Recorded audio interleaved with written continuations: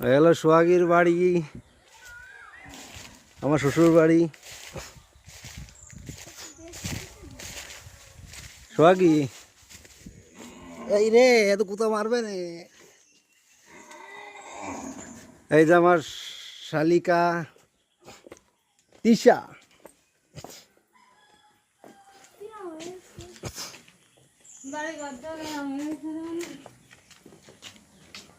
এই যে আমার শাশুড়ি এই কল চাইতো, সোহাগীও চাইতো, কিন্তু আমার শাশুড়ি একটু বেশি কষ্ট দিত।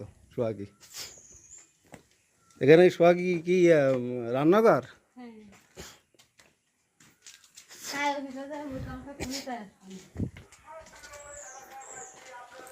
আর সোহাগী এখানেই বড় হয়েছে।